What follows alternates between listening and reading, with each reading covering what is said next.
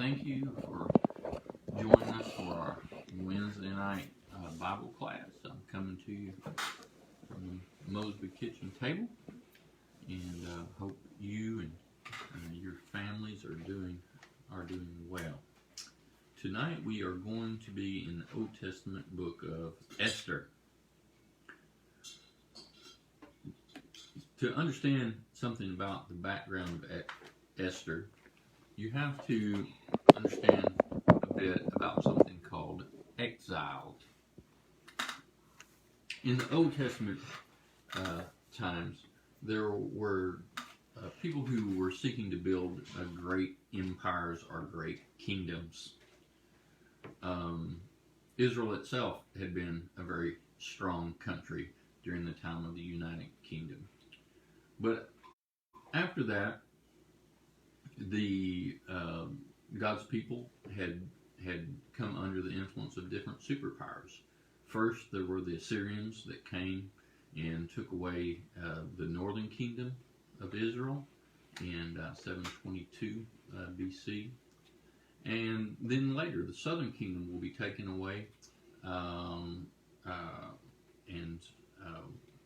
by the Babylonians, and they would destroy the temple in Jerusalem around 586 BC, and then they will take many of the people far away and relocate them in Babylon. That's what we call exile. And as time went on, the Babylonians were overtaken by a group called the Medes and the Persians, or sometimes just the Persian Empire. So the Jews were already there in Babylon, and so when the Medes and Persians took over, the Medes and Persians were now over the Jews. These kingdoms, they brought people from other places. After they conquered their country, they would send many of them back to the homeland, because they were trying to find ways of preventing the local people from uprising and organizing and trying to revolt.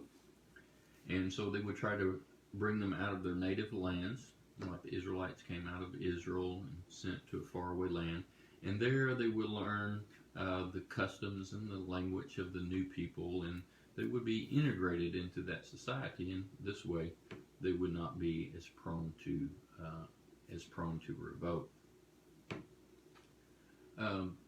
One other thing we need to say about the Medes and the Persians: although the Medes and Persians, like their previous empires, like the Assyrians and the Babylonians, although they were exceptional warriors, very good military, the Medes and Persians weren't quite as cruel in how they ruled over the people who were there in exile. For instance, they would give opportunities for people from different countries that had been brought there to, if they had the ability to have good jobs, to build businesses, to be successful. So there were some Jews who were doing fairly well and prospering very well under Persian rule. It wasn't the hard oppression like you think back way when they were making bricks under Egypt years ago. But it was still exile. It was still away from homeland. It was still away from where they knew that they belonged. And you have to keep the understanding that God's people are in exile as you read the story. So I'm going to just walk us through the story. You can walk through with your Bibles, and I'll let you know what chapter I'm coming from. And we're just going to walk through and give a summary of the story, and then we'll have some application at the end. The story begins in chapter 1 with the king of the Persian Empire, Xerxes. Xerxes is giving a great banquet for all of his princes all over his empire. They're coming in. They're going to be there for 180 days. Xerxes is going to show them all of his wealth. He's going to let them banquet, eat as much as they want to eat, drink as much as they want to drink. Many times in the ancient world, this was done before the king was going to enter into a great military battle, or he was going to go out and try to conquer. He would try to impress his own people by his own power and his own wealth, and try to give them courage to join him and to be loyal to him. He shows them all the wealth and say, you know, I have all the wealth, and if you will be loyal to me, then that will bless you. So there's two separate, you read in chapter 1, there's two separate banquets, one for the men and one for the women. And it's been quite a few days now. Xerxes has been drinking quite a bit, and he gets a brilliant idea. He says, you know what? Nah, my wife Vashti, she looks outstanding. And I think I want to call her. She's over with the other group, which is the women who are having their own banquet. And I'm going to call her, and I'm going to have her to come over, and I want to parade her out in front of all of my drunken buddies from all over the world. And so he sends word for her to come, and she refuses. Don't know what's going through her mind. Perhaps she's saying, if he thinks that I'm going to come over there and parade myself in front of all these drunken men that have been drinking, and he's got another thing coming. So she refuses to come. And of course, he, being the king, and supposed to, everything he says is supposed to be obeyed, becomes very, very angry. And he asks his advisors what needs to be done. And his advisors say, well, listen, you need to get rid of this queen. If it gets out that the queen doesn't have to obey you, then people are not going to want to obey you. And plus, on top of that, if it gets out that the queen doesn't have to obey the king, then all the women in the land might think they don't have to obey their husbands. So you need to, as Barney from Andy Griffith would say, you need to nip this in the bud. So Vashti is deposed as queen. When we open up in chapter 2, a little time has gone by, and King Xerxes is remembering back to Vashti and how much he liked her and how much he missed her, and he's getting discouraged. And so his advisors say, well, here's a plan. We got a plan to help cheer the king up.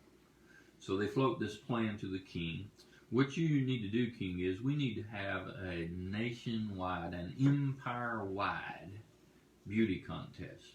Send out word all over the land to send the most wonderful, beautiful women from all over and to collect them here, and then they'll be given times to beauty treatments and all this kind of thing. And then you will have an opportunity to interview all of them and decide who you want for your next queen.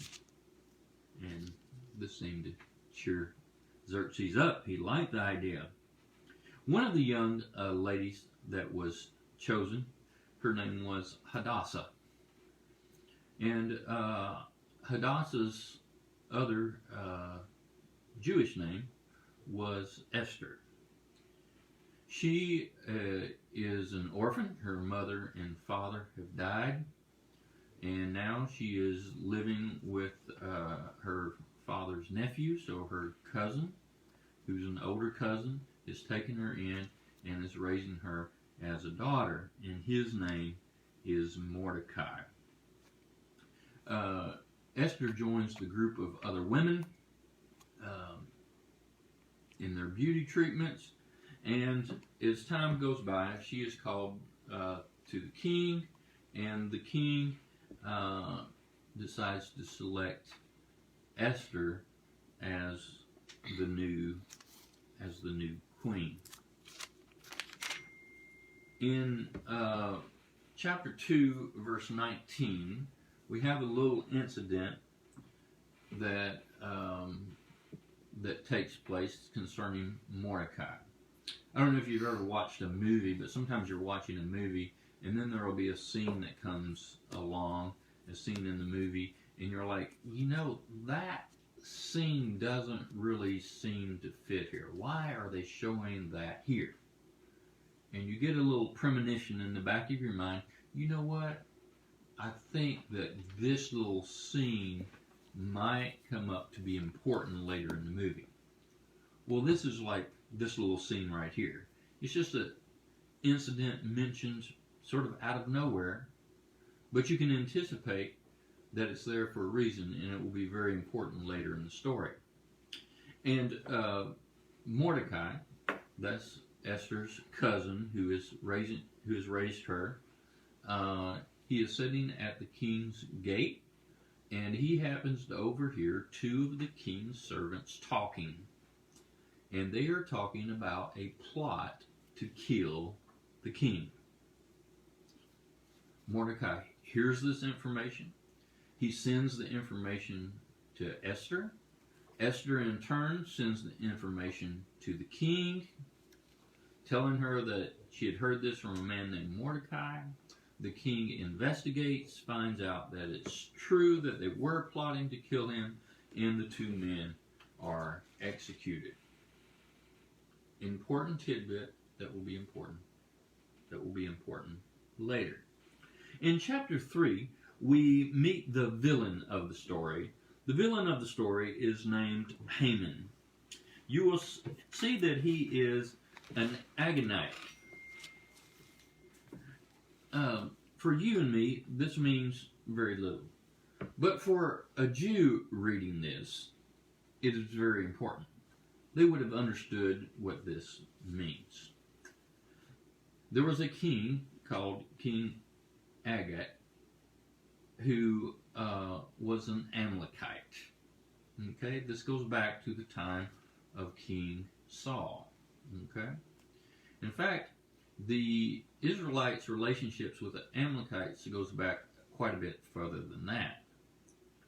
When God was bringing the children of Israel out of Egypt, the Amalekites attacked the Israelites. And because of that, God had put a curse upon them.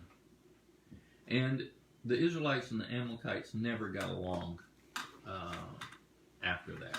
The Amalekites were always known sort of the Israelites' natural enemy. Then we zero up to the time of King Saul. And King Saul was sent out to battle by God to fight the Amalekites again. And God told Saul to completely wipe out the Amalekites. Alright? And Saul did not fully carry out that instruction. He allowed some to survive, including the king. However, the prophet came up and found out that the king had been left alive, and actually kills the king, who would be this Agag.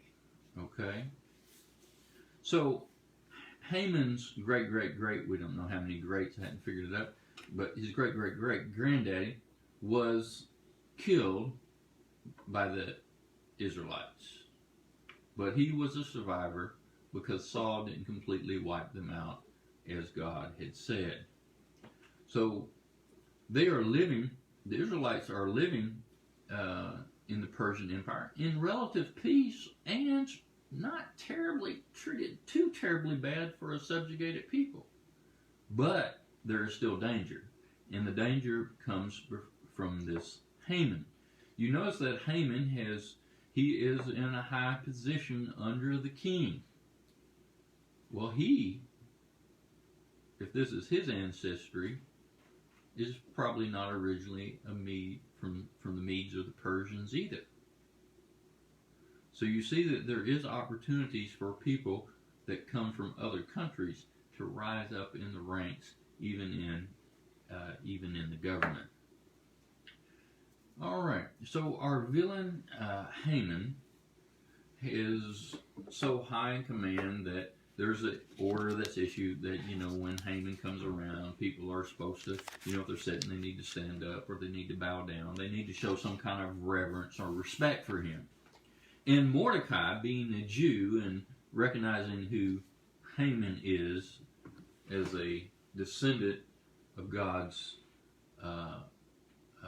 enemies, refuses to do so. And this makes Haman extremely angry. His pride is hurt. He doesn't feel respected, and so he wants to destroy Haman. But he wants to destroy Mordecai. But he says, you know what? Just getting Mordecai won't be enough. What I want to do is, I want to wipe out the whole Jewish people. So he devises a plan, and he goes to the king. You can start reading this about chapter 3, verse 8. Telling the king, hey, there's a certain people. He doesn't name them, but there's certain people. They're not really following your laws. They have other customs. It would be better if you got rid of them. He says, you know what? Let's put out a decree, such and such a month, such and such a date, when you allow the people, our people of the land, to destroy them and take their property. And the king goes along with this and signs it into law. These edicts or these decrees get sent out all through the kingdom. It's like sort of like a poster. You put it in the town square and post it for everybody to read.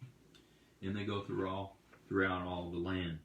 Chapter 4 opens with Mordecai reading one of these decrees and finding out that his people are on the brink of being destroyed.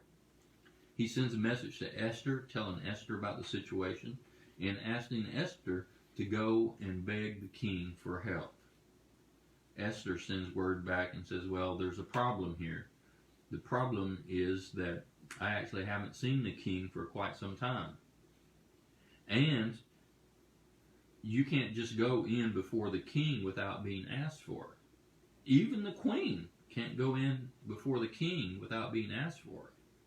And if you do, you most likely will be put to death. The only exception is if you go before the king without being summoned. If he happens to say, hey, well, I'm glad to see you, he might raise his sepulcher, his royal sepulcher, and you may be able to live. But this would be Esther's saying, this would be very dangerous for me to go before the king. I could lose my life. So, Mordecai sends a message back to her. You see this in chapter 4, verse 13. He says, do not think that because you are in the king's house, you alone of all the Jews will escape. For if you remain silent at this time, relief and deliverance for the Jews will arise from another place. But you and your father's family will perish. And who knows but that you have come to this royal position for such a time as this. Mordecai is saying, listen, if you want to save your family, you need to act. He's saying, do you think it's just some coincidence that you became a little Jewish girl, happened to become king of Persia? You've been put in this place at this particular time for a particular reason. So Esther responds back and says, I will go to the king, and if I perish, I perish. We see an incredible amount of bravery by this woman. Just her courage, her willingness to risk her own life for the sake of her people is just outstanding. Chapter 5. Chapter 5 starts out with Esther going in before the king. She is not invited. It is possible she could lose her life, but she walks in the room. She probably holds her breath. Am I going to die or am I going to live? Is he going to lift that scepter and welcome me, or are the soldiers going to come and carry me out and execute me? She comes in, she's holding her breath, and to her great relief, he raises the scepter, and she is able to live. Not only is she able to live, but the king says, what do you want? I'll give you whatever you want. Just go ahead and ask me. And instead of asking for what she wants, she says, well, what I really like first is, I want you to come to a feast. I want you to come to a banquet tomorrow. Just you and Haman. You come to a feast tomorrow, and I will tell you what I want. So the next day, they come to the feast, and the king says, okay, now tell me what you want. And Esther puts him off one more time and says, if you'll be pleased, I want you to come to another banquet, you and Haman tomorrow night, and I will let you know what I want. Chapter 5 and verse 9. We have Haman. He's coming out of his banquet with the king and queen. He's quite pleased with himself. He is happy. You see that in verse 9. And happy and high spirits. He's just come out of this banquet. He's the only one in the whole kingdom that has been invited to have a banquet with the king and the queen. But as he's headed home, he happens to pass Haman. And Haman gives him no respect. And Haman becomes enraged. And he goes home to his family, and he's boasting to his family about, hey, I get to go to the banquet with the king and queen, and I have all this wealth, and I have all this, but I can't be happy. Look at that one man, Mordecai. I've got to deal with him. I've got to do something with him. So his wife says, why don't you do this? Why don't you have a gallows? You know, that's the thing where you hang people on. Build a gallows 75 feet tall. Get it built right here next to the house. And you know, then when you get a chance to talk to the king next time, you'll see about getting Mordecai hung. So he says, good idea, and he has it done. Chapter 6. Chapter 6 opens in the king's bedroom. The king is trying to sleep, and he just can't sleep. Don't know if he drank too much coffee. Don't know, if his dinner didn't sit with him. Don't know what, but the king can't sleep. He's trying. And he finally says, enough. I'm not going to be able to sleep. Maybe a good book will help. So there was a record that was written down of everything that happened during his kingship, past events that had happened. And so he calls one of his servants and he says, bring the book and read to me. And so the servant is reading, and he happens to start reading about the two men that Mordecai had overheard, and about how the two men were plotting against the king, and how this man Mordecai had sent word to Esther, and Esther sent word to the king, and then the men had been executed, and the king's life had been saved. And the king says to the servant, but ask me one thing. Let me ask you one thing here. This Mordecai guy that saved my life, what did we ever do for him? Did we give him some kind of reward? Did we give some kind of honor? What did we do? And the servant said, well, we didn't do anything. And the king's like, oh, that's not right. We've got to figure out what to do for him. Who is in the palace? I know it's late at night, it's in the middle of the night and everything, but who is in the palace that we might be able to ask what would be an appropriate reward? The servant says, Haman's just walked in the palace. Now Haman was coming into the palace because Haman wanted to try to ask the king to have Mordecai hanged. So the king says to the servant, well, send Haman in here right at once. I've got to talk to him. So the servant goes and gets Haman. Hey, the king wants to talk to you at once. And once Haman walks in, the king says, now, Haman, suppose there was somebody that I really wanted to honor in a really big way. What would you suggest that I do? Now, Haman's thinking to himself in the back of his mind. He's saying, who could he be talking about? He's got to be talking about me. He wants to do something to honor me. Haman says, King, here's what you should do.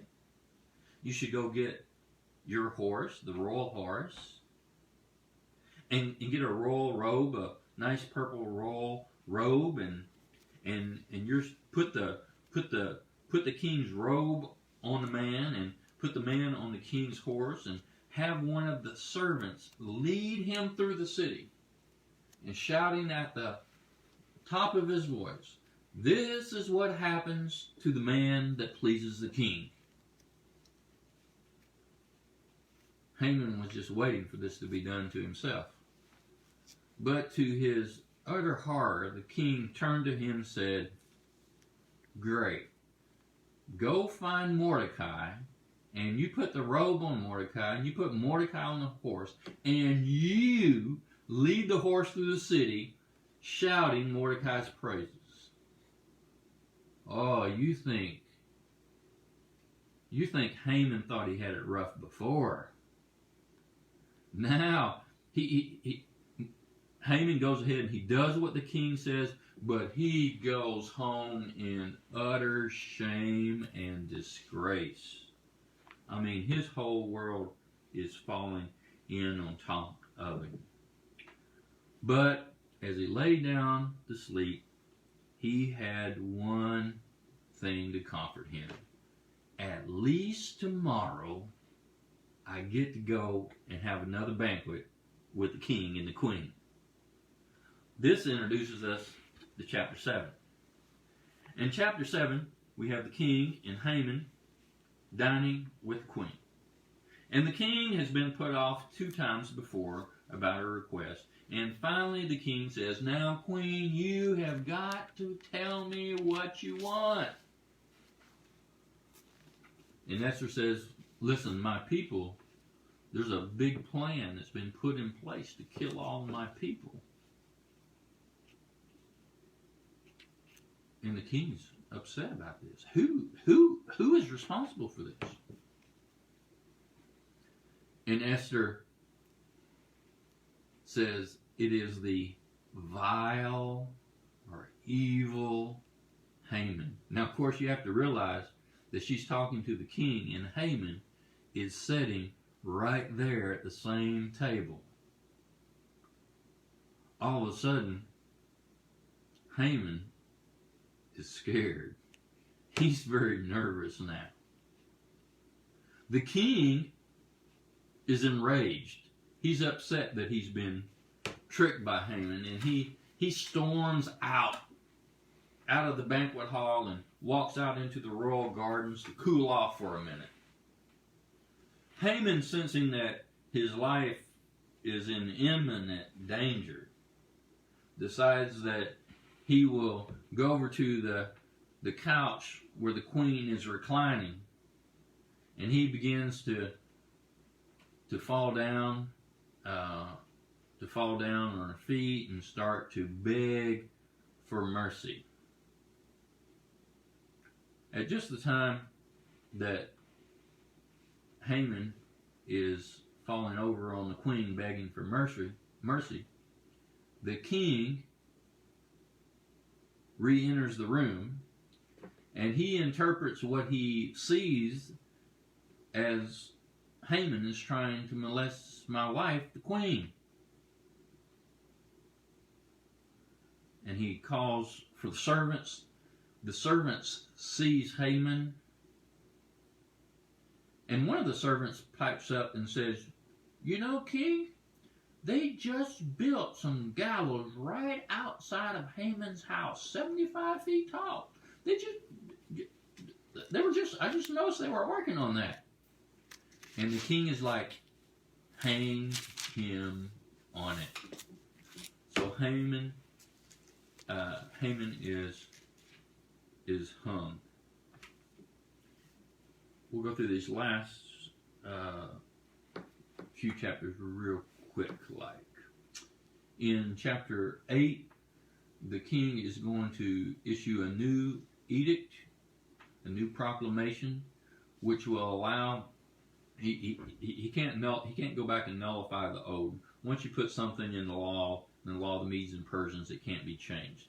So what he's going to do is he's going to give a new edict that will allow the Jews to be able to arm themselves and defend themselves from when people might come and try to attack them. And this decree is issued. Mordecai is promoted, and Mordecai has that royal robe put on him and a crown put on him, and he actually winds up being elevated to being second in the whole country. Then about halfway through chapter 9, there is a feast that has started to celebrate these events. It's called Purim. It's been continuously observed ever since this time. It was observed up until the time of Jesus, and then Jews even since then continue to observe the feast. So that's the story in a nutshell. One of the very interesting things that I did not mention at the beginning of the book is that there are some people that believe that the book should not be included in the Bible. One of their objections is that the name of God is not mentioned. There's no place in the book where it says God, Jehovah, the Lord. His names, none of his names are mentioned at all. There's no mention of anyone praying to the Lord or worshiping the Lord. And so, for some, this causes an issue. I believe, personally, that there is a reason why the name of God is never used in the book. I believe it is actually a device by the author. You see, if a Jew were to read this book and he was to go all the way through, and he's saying, "Well, where is God in the story? I never saw God's name in the story. How did I mean the people have been delivered, and God's people have been delivered, and God had to be involved, but his name was never mentioned. Let me go back through and read this again and see if I can find any signs that God might be in the book." And even though when you reread it, you will not find any mentions of God's name, but you will see the activity of God everywhere you look. There's also another group of people who don't even believe that the events recorded in the Book of Esther are actually historical. They believe that it is just a made-up story. And they point to the fact that it almost reads sort of as a comedy, sort of as a modern version of a series of unfortunate events, just a series of unfortunate events for the bad guy. And that there's no way possible that all of these coincidences must have happened.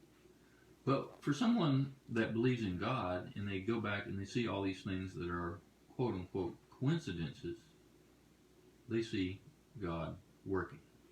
Let's go back and look at some of these things that could be called coincidences or God working during the book. Was it just coincidence, or was it God working that Queen Vashti was deposed to make way for Esther? Was it a coincidence, or was it God working that Esther, of all people, a Jewish girl, was selected to be queen and to be in place to help God's people? Was it coincidence, or was it God working that Mordecai happened to be at just the right spot to hear the plot against the king? Was it coincidence, or God working that when Esther approached the king, he happened to lift the sepulchre and let her live?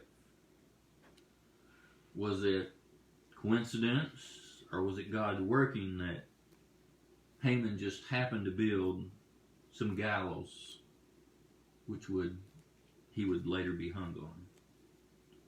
Was it coincidence, or God working that the king could not sleep?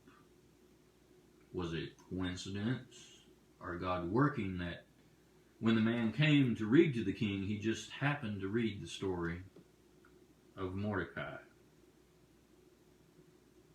Was it coincidence, or God working that when the king wanted someone to advise him after reading the story, that Haman just had walked in the building? Was it coincidence, or God working that Haman had to walk through the streets and honor the man that he despised? Was it coincidence, or was it God working that the king re-entered the room just as Haman had fell on Queen Esther? You see, when you're in exile, when you're far away from your homeland, where you're not where you're supposed to be, and the Jews were far away from where their temple used to be, they're far away from the promised land that God had promised them to live in, and they were in a far away place, and they were under ruled by other people. They were in exile. And in exile, you start to doubt where God is. He doesn't seem to be as visible. Have you ever been in a place like that in your life? A place where you feel like you're in exile. You're not where you're supposed to be. That God seems distant. That you can't readily see Him working very clearly and recognize what He's doing. And so this raises the question, where is God? See, when the Jews read the book and didn't see the name of God, they would have said, where is God? That's the same question that the people living in exile were asking. Where is God? We're about to be destroyed. Where is God? Well, where was God when they were about to be destroyed?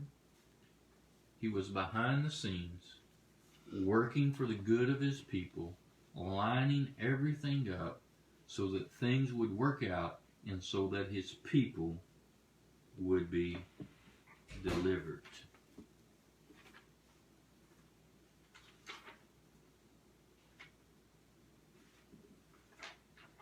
Maybe again, sometimes we feel like we're in a little bit of exile. I feel like I'm in a little bit of exile. It's nothing like their exile, okay? It's nothing like the exile that they were that the Jews went in and they were exiled for hundreds of years. It's nothing that severe. But in all of my 54 years, I could probably count the Sundays, maybe 2 or 3 Sundays in all my 54 years that have not been in a large assembly of people. And since the stay-at-home orders and the problems with the coronavirus, I've missed more Sundays in the last month than I've missed in a lifetime. And I miss it. I miss not the building, I miss being with the people. And I miss worshiping in the large group. And boy, I'm looking forward to being back. I hope you are too. But in the meantime, I feel like I'm in a little bit of an exile. In mine, I can't go to church. In mine, we can't do this and we can't do that. Where is God? How is God working in all this? And I start to ask myself the same question, where is God? And I tell you, when you're in exile, you know where God's working? He's working behind the scenes to set everything up for the good and the future of his people. Maybe you're in a place right now where you don't see God working a whole lot. Rest assured, he's working. You may not see it, but he's lining things up and he's working behind the scenes to make sure that everything works out for the good of his people. For me, for you, for God's people collectively. And when we return from our relatively short exile here and we're all back together, God's going to bring us back stronger and better, and he's going to line things up for us to do more and better things than we ever dreamed of. Our brother Dustin plans on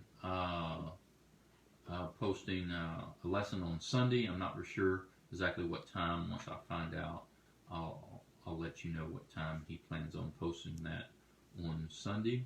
And I plan on being back with you next Wednesday night at 6:30. God bless you.